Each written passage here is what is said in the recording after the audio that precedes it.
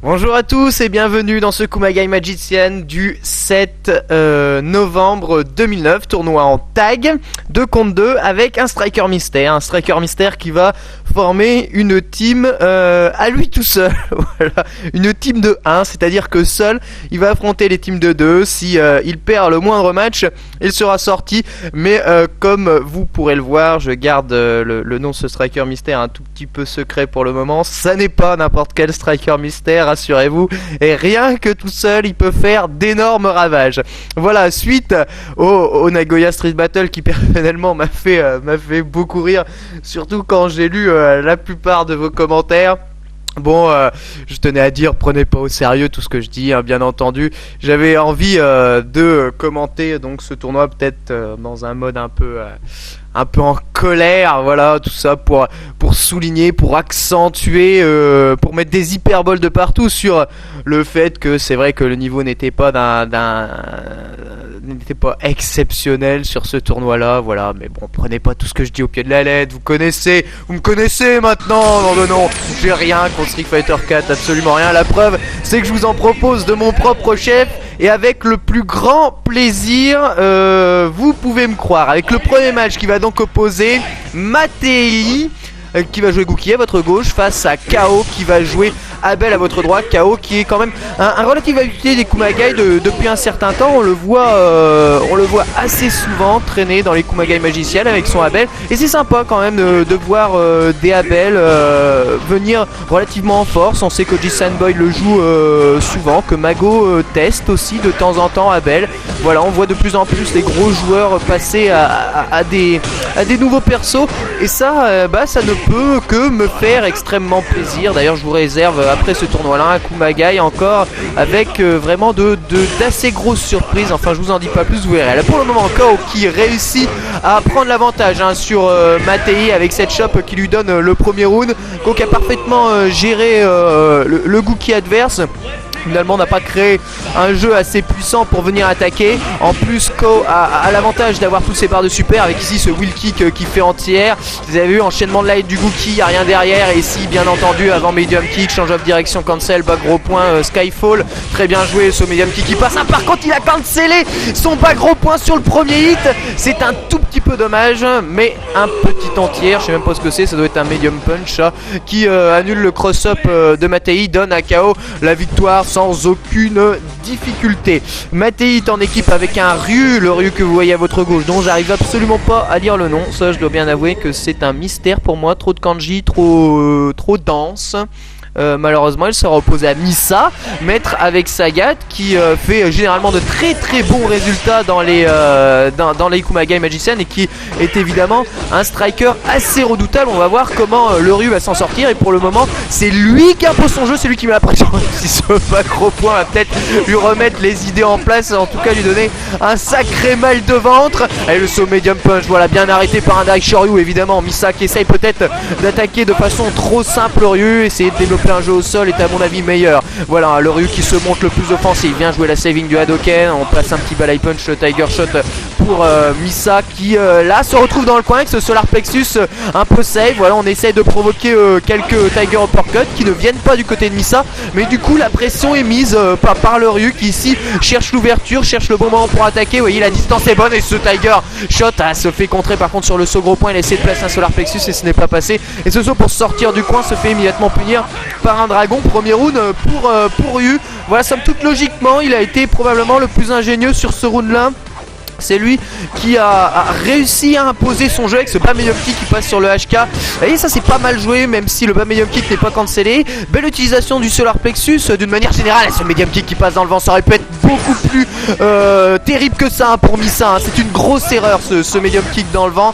Mais la punition n'a pas été à la hauteur de l'erreur. Oh, c'est quoi ça? Mais c'est quoi ça? Tiger Uppercut dans le vent? Mais qu'est-ce qu'il nous fait Misa? Craquage mental. Misa qui n'est pas du tout dans le match et qui fait de grosses erreurs. Tiger Uppercut cancel sur le safe jump. Un petit balai punch Tiger Shot. Il attaque pas vraiment. On sent Misa sur la retenue. On sent Misa en difficulté alors qu'il a théoriquement l'avantage. Vous voyez, Tiger Shot à très mauvaise distance, immédiatement puni par un saut gros pied tout simple qui vient en terminer. Et donc le Ryu qui sauve sa team et qui va jouer la belle face face à KO. Bell qui va se jouer tout de suite. C'est assez étonnant quand même de voir Misa autant rater son match. D'habitude ce Sagat fait preuve de plus d'ingéniosité et de beaucoup moins d'erreurs. On va voir comment le Ryu va s'en sortir face au Abel. Enchaînement de la Itatsumaki, ça c'est pas très bon. Le wheel kick qui passe en entier. Allez, avant, medium kick, bien joué. Dash avant. Là, il a pas réussi à enchaîner. Par contre, quand il a vu qu'il s'est stoppé net, probablement sur un pelling raté, il a directement mis le Tornado Slew qui est passé. Les adversaires qui sont quand même regardés un petit instant. Et KO qui a maintenant l'avantage. Alors, quand je dis KO, c'est KO. C'est CAU. Hein, ça s'écrit. C'est pas KO grand K, grand O, ni KAO. Je prononce peut-être un peu mal, mais bon, vous connaissez moi les accents. Par le bon gros accent troyen, alors je sais pas maîtriser d'autres accents malheureusement. Allez, la chope de la part de Ryu qui a maintenant l'avantage à la pression. Je sais pas, c'était quoi ce saut vertical, gros point là. Bon, sur cette fan de saving, la Marseille Roll, bien joué, qui se fait arrêter par le dragon. Ryu qui remporte donc le premier round sans mal, hein. Ça a été quand même assez chaud pour lui. Voilà, on sent que KO met directement la pression sur l'adversaire avec cet ex Marseille Roll qui essaie de s'en sortir, mais bien joué. Light punch, pas gros point Tatsumaki.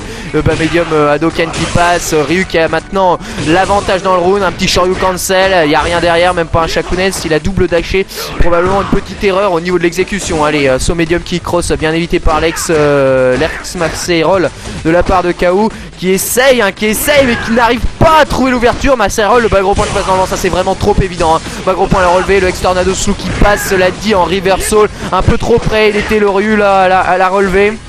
Il faut faire attention quand même à ces histoires de distance, décalage shop, voilà, qui donne la victoire au Ryu, qui qualifie donc son équipe pour la demi-finale. Oui, quand on commence directement au quart de finale, il y a 1, 2, 3, 4, 5, 6, 7 équipes. Si je ne m'abuse, voilà, il n'y a que 7 équipes inscrites dans le tournoi, dont une équipe qui est constituée que d'un seul perso.